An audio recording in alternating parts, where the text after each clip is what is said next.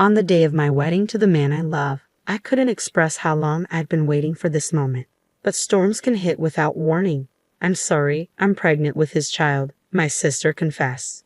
Surrounded by well-wishers, I was ready to pledge eternal love, but my own sister hit me with the cruelest revelation. Even Dad, whom I thought would support me, defended her. Why did this happen? What had I ever done? As I was drowning in despair, things took a turn I could have never anticipated. My name is Riley, 26 years old, and I work at a foreign company as an ordinary employee. My life had been pretty mundane until now. 2 years ago, I met my destiny, Thomas, 28 years old. We met at a client's company and are currently engaged. Thomas made the first move, and after a year and a half, he recently proposed. Thomas isn't just great at his job, he's also well respected. I was so proud to have Thomas as my fiancé. Today, I brought Thomas home for a family meeting. I hadn't been home for a few months, and Mom and Lily greeted us warmly. "Riley, it's been a while. To think you'd come to announce your wedding," Mom said, quite surprised. "Sorry about that. Work has been hectic." "It's okay. Alexander is waiting inside." "Thanks. Oh, where's Mary?" "She's here, in her room." Honestly, I didn't want to see Mary. The truth is, I've never really liked her. Mary is my older sister, and even at 30, she doesn't work. Mary has always been beautiful and treated others very well. Because of this, people always said she was adorable and such a good girl. As a result, she grew into an uncontrollable troublemaker. But the frustrating thing is Mary's true nature only comes out around me. In front of our parents and relatives, she plays the role of a perfect little angel. My feelings towards Mary started to sour before I even entered elementary school. Even before that, as a child, I had my grievances with her. One incident that stands out is my 5th birthday. On that day, my parents gave me the rabbit plushie I had wanted for so long. But right after, Mary burst into tears out of the blue. I wanted that plushie too. "But Mary, didn't you say you didn't like bunnies?" "I do like them. You copied me, Riley. It's so unfair." "No, that's not true. I've always loved bunnies." "Liar." "Riley, do you hate Mary that much?" Mary sobbed uncontrollably, making the atmosphere tense. What made things even more complicated was that Dad, Alexander, doted on Mary excessively. Whenever Mary and I had a falling out, Dad always sided with her. Of course, this time was no different. Dad forcefully took the rabbit plushie I was holding and handed it to Mary. "Dad, that's the one I just got. Listen, Riley, you're the younger sister. Mary comes first, so give it to her. But I've wanted that bunny for so long. We can get you another one for your birthday next year. Just bear with it this year." "Fine." Mary, hiding behind Dad, smirked at me maliciously. I can't forget the look on her face from that moment. It was as if her eyes were telling me, "That's what you get." A few days later, I found the plushie that Mary had taken dirty and discarded in the trash. Crying, I went to Dad, but he dismissed me, saying, "You're the younger sister. Deal with it." From then on, I gave up expecting anything from my family. After that, Mary frequently tormented me, and whenever we argued, I was always painted as the bad guy. Mom would step in to defend me, but Dad continued to shower Mary with affection regardless. Because of Dad's incessant spoiling, Mary never held down a job and still lived a carefree life at our parents' house. She would take on part-time jobs briefly, only to quit soon after, and whenever she needed money, she'd beg Dad. Each time, without reprimanding her, he'd give her an allowance. Mom grew tired of Dad's behavior and stopped intervening. Because of our past, I despised Mary and didn't want to see her. The mere thought of her causing another scene filled me with dread. Despite my anxiety, I headed to the living room with Thomas, but only Dad was sitting on the couch. Mom prepared some coffee, and the conversation shifted from casual chit-chat to talk of the wedding. As we discussed the wedding date, I heard footsteps coming down the stairs. Oh no, I prefer she not meet Thomas, but my fear quickly became a reality. Mary, wearing a revealing outfit, entered the living room. Feigning sweetness, she addressed me. "Oh my, Riley, long time no see." "Mary, we're discussing something important. Can you come back later?" "What's going on? Am I being excluded from some secret conversation?" "It's just about the wedding." "The wedding? So the guy over there is your fiancé?" Mary approached Thomas, saying sweetly, "I'm Riley's sister," with a warm smile. Thomas seemed somewhat charmed by her. Biting back my urge to shout, I stood up and left the living room to suppress my anger. I headed to the bathroom. Why does it always have to be like this? Mary's always in my way, and Thomas better not be falling for her. I took a few deep breaths to calm myself before returning to the living room. I found Mary and Thomas deep in conversation, laughing together.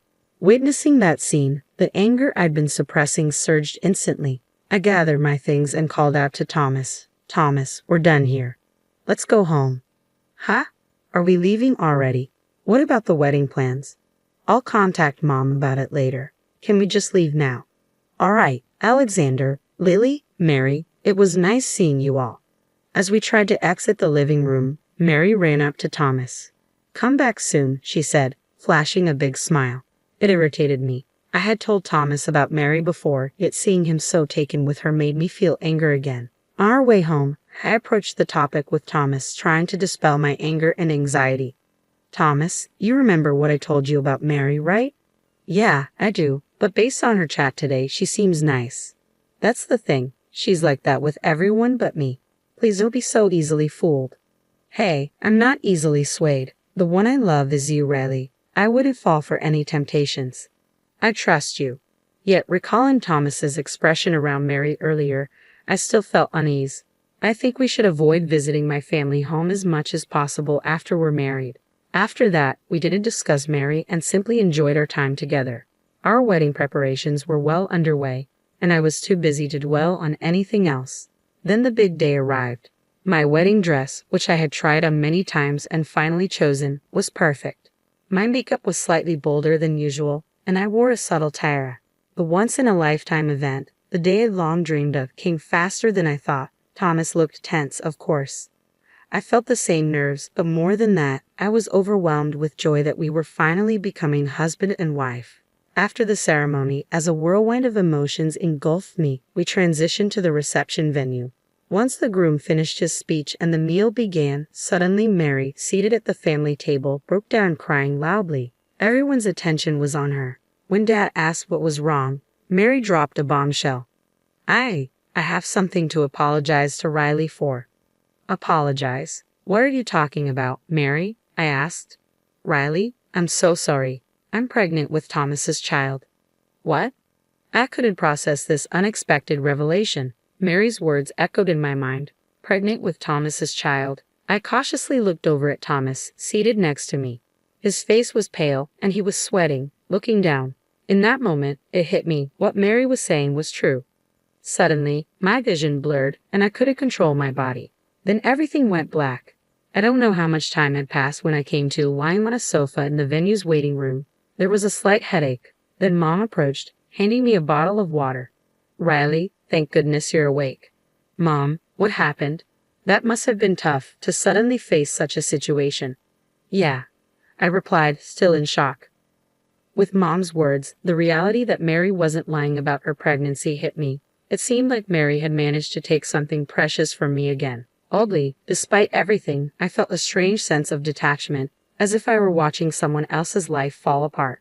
I didn't feel anger, just a deep emptiness. Before I knew it, tears began to flow, and overwhelming frustration consumed me. Mom hugged me tightly, trying to console me. Riley, it's okay. It's going to be okay. All right. Don't cry. Mom, just rest for now. We'll talk about everything properly later. For the next few days, I stayed somewhere else with Mom. The thought of returning to the family home with Mary or the apartment I shared with Thomas was unbearable. A few days later, I started to feel better, and my emotions began to stabilize. Upon telling this to Mom, she decided it was time to sit down and talk with Mary and Thomas at our family home. Seeing Thomas after such a long time, he looked worn out and pale. In contrast, Mary seemed smug and triumphant. I decided to first ask Thomas about his feelings. So, what's the plan now? Well, that is, it's quite something getting your fiancé's sister pregnant. I'm too stunned to even blame you.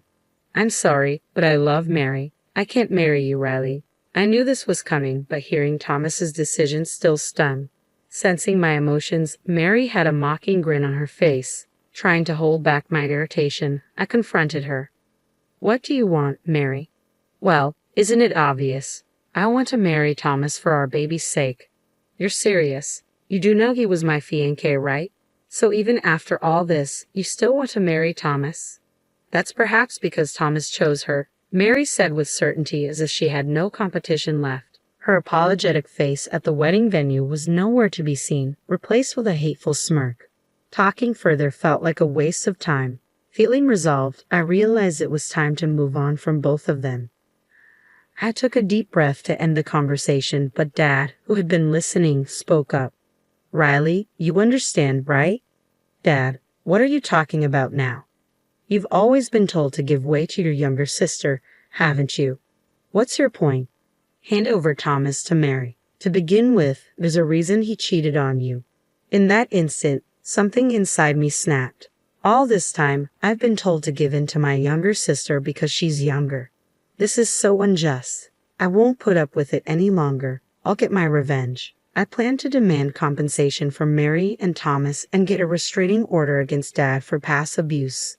But before I could act, Mom stepped forward. She stood before Mary and smiled gently. Mary, first off, congratulations on your pregnancy. Thanks, Mom. This will be your first grandchild. Grandchild? Don't make me laugh. You're no longer my daughter. What? Mom, what are you saying? How could you stoop so low as to steal your sister's fiancé and get pregnant by him? You're no better than a monster. Hearing the stern tone from Mom, a side she'd never seen before, Mary shrank back in fear. Dad, concerned about Mary, stepped in to intervene. Hey, what's gotten into you? This is hard on Mary. Hard on her. At that moment, Mom stood directly in front of Dad, gripping his shirt tightly. Enough is enough. What on earth are you talking about? How can you say it's hard on Mary? Don't you see how Riley is the one truly suffering here? Calm down. Mary isn't the only one at fault here. Riley played her part in this too. Dad kept trying to defend Mary, but Mom had had enough. She released her grip and said, no more excuses. Riley deserves better than this, and it's time we support her, not coddle Mary. I don't ever want to see Mary again, and we're getting a divorce. What? Yes, a divorce. Why would I stay in a family with someone so heartless? If you understand, then please leave. But, am I joking? Absolutely not. Can't you see how much you've hurt Riley? And if you ever try to harm my precious daughter again, even if you're family, I won't hesitate to take you down. Got it? Mom's forceful words turned Dad's face pale, and for good reason. If he were kicked out, he'd have nowhere to go because the house, passed down from Mom's grandparents, was in her name. Dad had married into the family of wealthy landowners, but after the grandparents passed, he became more dominant, disregarding Mom's opinions. He always said, I am the one supporting this family, probably getting too arrogant after their passing and completely forgetting one crucial detail. The house was inherited from the grandparents and was under Mom's name. Realizing the predicament he was in, Dad knelt before Mom, repeatedly apologizing. I was wrong. Please forgive me. I won't side with Mary again. Just don't kick me out. But Mom was resolute. She began packing Dad's belongings. Once packed, she threw his stuff outside. Here, sign the divorce papers and leave. I don't ever want to see your face again. But, move it or I'll take this to court. Startled by the word court, Dad hurriedly began signing the divorce papers. He then loaded his numerous belongings into the car and left the house. Left behind in the room were Mary and my ex-fiancé Thomas. Thomas looked overwhelmed by Mom and was trembling. How pathetic. Why did I ever consider marrying such a person? On the other hand, Mary still had a smidge of arrogance left. I said to her very clearly, you know I'll be expecting full compensation from you. Compensation? We're sisters. Excuse me, think that matters now? You stole my fiancé, that's a fact. But I don't even have a job. Instead of apologizing, Mary was still trying to justify her actions. Seeing such a pitiful sight, I was utterly disgusted. Finally, I let loose, expressing all the resentment I'd been holding in. Stop making excuses. Whether you work or not, I don't care. Who's to blame for all of this? It's a result of your shameless affair. And after all the trouble you've caused, you still act so self-righteous. Wait, please. I apologize. Just please no compensation. Sorry, you think I'm a fool who would forgive such a shallow apology. I've put up with your crap for years, but enough is enough. Being related to someone like you is just embarrassing. Got it? I won't show any mercy, no matter how much you cry or beg. I'll come after you with everything I've got. Mary broke down, begging and pleading, but forgiveness wasn't an option. Like Dad, Mom packed up Mary's stuff and threw it outside. When Mary and Thomas were reluctant to leave, Mom and I forcibly evicted them. After that, Mom and Dad divorced. My engagement with Thomas was called off. I hired a lawyer and demanded compensation from Mary and Thomas. For Thomas, I required that he cover all the wedding expenses. Mary went into debt, and Thomas exhausted all his savings to pay the compensation. But word of Thomas's affair spread throughout his company, as colleagues were present at the ceremony. Consequently, he was shunned and, unable to bear the humiliation, he resigned. I wonder what kind of life awaits the unemployed couple, especially with a baby on the way. I don't wish ill on others, but in their case, I hope they face endless misfortunes.